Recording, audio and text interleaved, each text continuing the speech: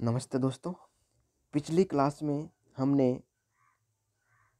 दर्पण से संबंधित कुछ परिभाषाओं के बारे में अध्ययन किया था और इसके अलावा हमने कुछ उसके नियम भी पढ़े थे। आज हम जो है गोले दर्पण में अवतल दर्पण और उत्तल दर्पण से बनने वाले कुछ प्रतिबिंब के बारे में चर्चा करेंगे। तो अपना जो आज का विषय है अवतल दर्पण के किरण आरेख बनाने के कुछ नियम। तो इसके जो नियम है वो किस प्रकार से अवतल दर्पण के बारे में और कौन कौन से अवतल दर्पण से प्रतिबिंब बनते हैं उसके बारे में चर्चा करने वाले हैं। तो इसमें फर्स्ट जो नियम है अवतल दर्पण के किरण आरेख बनाने के कुछ नियम। दर्पण के मुख्य अक्ष के समांतर प्रकाश किरण परावर्तन के पश्चात अवतल दर्पण के मुख्य फोकस से गुजरती हैं। तो जैसे यहाँ पर ये मुख्य अक्ष है, ये जो सीधी रेखा है मुख्य अक्ष है, इस पर जो ये दर्पण है इसके बाहर की ओर पॉलिश कर रखा है, तो अंदर वाला जो भाग है ये परावर्तन का कार्य करता है। इसलिए प्रकाश की जो किरण है ये मुख्य अक्ष के समांतर दर्पण जो है ये मुख्य अक्ष है और इसके समांतर दर्पण पर आपतित होती हैं और परावर्तन के पश्चात फोकस बिंदु से होकर गुजरती हैं। तो यहाँ पर जो है जो वक्रता केंद्र है उसके मध्य यहाँ पर कोण आई और कोण आर का मान दोनों का बराबर होता है। फिर दूसरा दे रखा है अवतल दर्पण के मुख्य फोकस से गुजरने वाली किरण परावर्तन के पश्चात मुख्य अक्ष के समांतर निकलेगी। यानी जो प्रथम नियम दे रखा है इसका विपरीत जो नियम है वही क्या है यहाँ पर इसका दूसरा नियम है अवतल दर्पण से। तो यहाँ जैसे मुख्य अक्ष है, इस मुख्य अक्ष के जो यहाँ पर प्रकाश किरण जब आपतित होती हैं तो ये मुख्य फोकस से गुजरती हैं और परावर्तन के पश्चात क्या हो जाती है ये यहाँ पर इसके समांतर हो जाती है। यानी पहले का जो उल्टा है वो दूसरा इसका नियम दे रखा है। तीसरा इसमें जो नियम है इसमें क्या दे रखा है कि अवतल दर्पण के वक्रता केंद्र से गुजरने वाली किरण परावर्तन के पश्चात उसी दिशा में वापस परावर्तित हो जाती हैं। तो ये पूरा मतलब हम खोखला गोला मान रहे हैं, इसका जो मध्य भाग वक्रता केंद्र है, जब प्रकाश किरण इस पर वक्रता केंद्र से गुजरती हैं तो परावर्तन के पश्चात ये वापस उसी दिशा में लौट जाती हैं। तो इसका दूसरा नियम है। तीसरा इसका जो फोर्थ जो नियम है वो क्या कहता है, अवतल दर्पण के बिंदु पी की ओर मुख्य अक्ष से त्रिक दिशा में आपतित किरण त्रिक दिशा में परावर्तित हो जाती हैं। आपतित किरण तथा परावर्तित किरणें आपतन बिंदु पर मुख्य अक्ष से समान कोण बनाती हैं। तो ये जो मुख्य अक्ष इसको मान रहे हैं और इस पर जब आपतित किरण है ये पी बिंदु पर आती हैं दर्पण के और यहाँ परावर्तित होने के पश्चात ये एफ से यानी यहाँ से गुजरती हैं। तो इस पर मतलब मुख्य अक्ष पर कोण आए दोनों का मान क्या होगा यहाँ पर बराबर होगा। तो ये तो मतलब अवतल दर्पण पर किरण आरेख के बारे में हमने यहाँ पर चर्चा करी है। अब हम यहाँ पर देखते हैं अवतल दर्पण द्वारा बिंब की विभिन्न स्थितियों के लिए बने प्रतिबिंब, कौन कौन से इसके लिए प्रतिबिंब बनते हैं उसके हम यहाँ पर चर्चा करने वाले हैं। तो सिंपल रूप से अगर मैं आपको समझाना चाहता हूँ तो यहाँ पर 6 प्रकार के प्रतिबिंब इसमें दे रखे हैं जो इसमें बनते हैं। जब उस देखो यहाँ पर दे रखा है बिंब की स्थिति, प्रतिबिंब की स्थिति, प्रतिबिंब का आकार, प्रतिबिंब की प्रकृति किस प्रकार से होती है। तो यहाँ पर 6 प्रतिबिंब निर्माण की क्रिया के बारे में चर्चा करेंगे हम। तो अनंत पर, जब वस्तु कहाँ पर होगी अनंत पर, जब वस्तु कहाँ पर होगी सी से परे, जब वस्तु कहाँ पर होगी सी पर, जब वस्तु कहाँ पर है सी तथा एफ के बीच, जब वस्तु कहाँ पर होगी एफ पर, जब वस्तु कहाँ पर है एफ तथा पी तथा एफ के बीच में होगी। तो मैं इसको एक आपको जो है आरेख के माध्यम से इसको समझाना चाहता हूँ, देखना भी यहाँ पर। जैसे यहाँ पर ये कोई एक आरेख यहाँ पर हमने इसको बना रहा हूँ मैं डॉट करके, ये अवतल दर्पण है, ये मुख्य अक्ष इस पे दे रखी है। हमने यहाँ पर इसको जो है मध्य भाग को वक्रता केंद्र माना, इसके जो है यहाँ पर वक्रता केंद्र और जो दर्पण का ध्रुव है पी इसको कहते हैं, इसके मध्य की जो दूरी है इसको फोकस दूरी कहते हैं और इसका जो है अनंत इसको मानते हैं। अब देखो यहाँ पर ये जो स्थिति दे रखी है 6 स्थितियाँ उस पर दे रखा है। जब वस्तु कहाँ पर होगी अनंत पर, जब वस्तु कहाँ पर होगी अनंत पर, तो ये वस्तु यहाँ नंबर 1। तो इसका प्रतिबिंब कहाँ बनेगा इधर देखते हैं हम। जैसे हम दर्पण के पास में जाते हैं वैसे वैसे प्रतिबिंब दर्पण से दूर होता चला जाता है।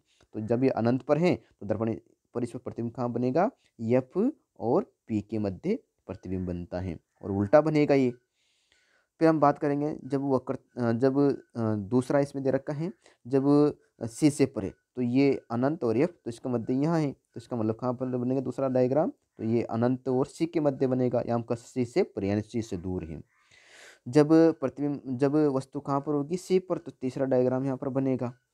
जब वस्तु सी पर होगी, देखो जैसे जैसे हम जैसे यहाँ पर एफ के, तो यहाँ पर दूसरा, ये पहला था यहाँ पर, ये दूसरा बन जाएगा। फिर एफ और इस सी के मध्य तीसरा बनेगा।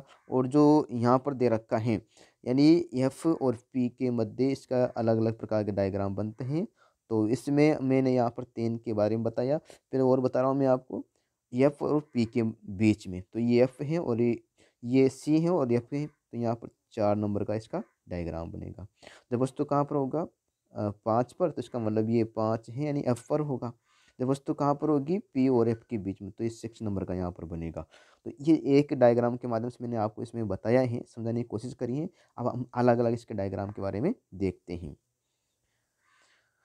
तो हमने बात करी थी जब वस्तु कहाँ पर होगी, अनंत। अब देखो अनंत की कोई सीमा नहीं होती, इसलिए सी से परे यानी दूर है, बहुत दूर है। जब वस्तु सी से दूर है, तो यहाँ पर देखो इसका प्रतिबिंब ये है।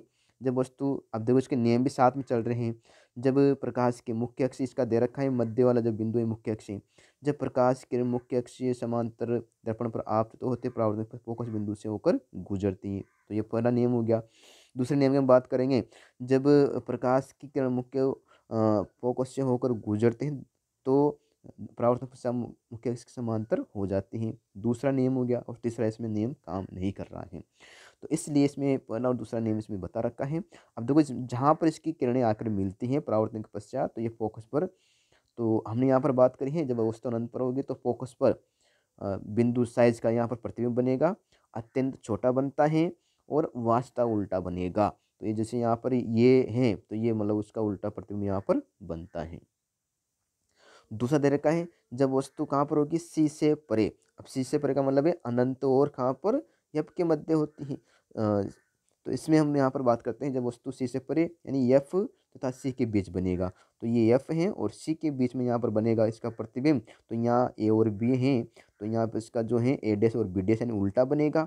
वही इसके नियम इसमें यहाँ पर हम नियमों को स्थापित करते हैं।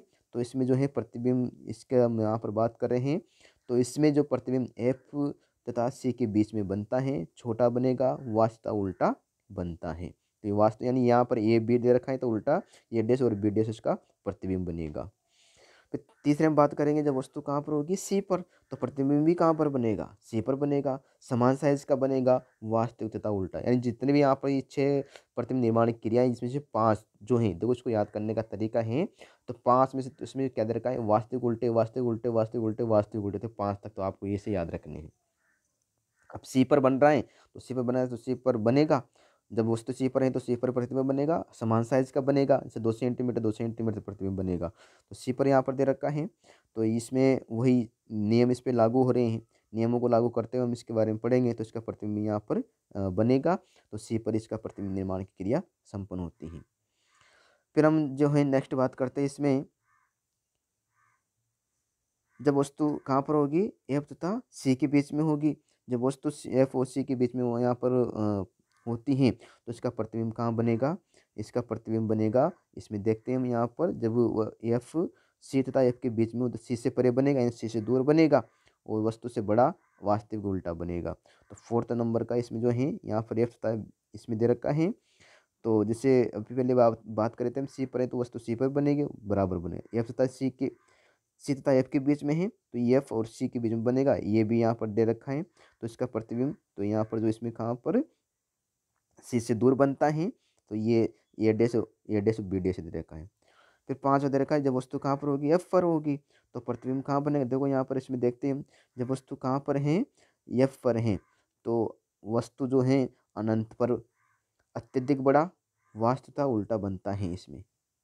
तो हमने यहाँ पर जो इसके चर्चा करी थी कि कौन कौन से वो जो हैं इसमें, इसके बारे में, तो अभी हमने इसके बारे में चर्चा करते हुए हम आगे की ओर इसमें प्रतिबिंब निर्माण क्रिया के बारे में पढ़ रहे हैं। तो इसमें जो प्रतिबिंब निर्माण क्रिया है, वो इन्हीं के ये सारणी के माध्यम से उसको याद रखते हैं। तो जैसे यहाँ पर है फोर्थ नंबर की, तो इसमें बात कर रहे थे हम, एफ तथा सी के बीच की बात करी थी, सी से परे बनेगा, बड़ा बनेगा, वास्तव उल्टा बनता है। एफ की अगर हम बात करते हैं, वस्तु कहाँ पर हो, एफ पर, वस्तु का प्रतिबिंब कहाँ बनेगा, अनंत पर, अत्यधिक बड़ा बनेगा, वास्तव उल्टा बनता है। तो ये हम इसके यहाँ पर देखो बात करते हैं फोर्थ नंबर के डायग्राम की, एफ तथा सी तथा एफ के बीच में। तो यहाँ पर जो है सी और एफ दे रखा है, तो इसके बीच में यहाँ पर जो है प्रतिबिंब निर्माण क्रिया इसमें संपन्न होती हैं और इसमें ए डैश, इसमें ए भी दे रखा है, तो इसमें ए डैश बी डैश उल्टा बन रहा है सब में। जब वस्तु कहाँ पर होगा, एफ पर, तो प्रतिबिंब कहाँ बनेगा, अनंत पर बनेगा। तो इसमें वही जो है एफ पर वस्तु रखी हुई है यहाँ पर जो है और इसमें हम यहाँ पर प्रतिबिंब निर्माण क्रिया बन रहे हैं, तो ये अत्यंत दूरी पर बनता है। जब वस्तु कहाँ पर होगा, पी तथा एफ के बीच में, तो ये पी या दर्पण का ध्रुव है और यहाँ एफ है, तो इसके मध्य प्रतिबिंब बन रहा है। तो इसमें ये जो है यहाँ पर प्रतिबिंब बनेगा लेकिन दर्पण के पीछे बन रहा है और ये अत्यधिक बड़ा बनता है। तो इस प्रकार से हमने अवतल दर्पण से बनने वाले प्रतिबिंब निर्माण क्रियाओं के बारे में अध्ययन किया है। आगे हम इसके बारे में देखते हैं कि कौन कौन से इसमें जो है अवतल दर्पण के क्या क्या उपयोग होते हैं। अवतल दर्पण के उपयोग तो सामान्यतः टॉर्च, सर्च लाइट, वाहनों के हेडलाइट में प्रकाश का शक्तिशाली समांतर किरण पुंज प्राप्त करने के लिए इसका उपयोग किया जाता है। दंत विशेषज्ञ जो होते हैं अवतल दर्पण का उपयोग मरीजों के दांतों का बड़ा प्रतिबिंब देखने के लिए करते हैं। इन्हें प्राय चेहरे का बड़ा प्रतिबिंब देखने के लिए शेविंग दर्पणों के रूप में उपयोग में लिया जाता है। सौर भट्टियों में सूर्य के प्रकाश को केंद्रित करने के लिए बड़े अवतल दर्पणों का उपयोग किया जाता है। तो इस प्रकार से हमने यहाँ पर जो है इसके अवतल दर्पणों के उपयोग के बारे में भी पढ़ा है। आगे हम जो है चर्चा करेंगे उत्तल दर्पण के बारे में अगले वीडियो में देखें।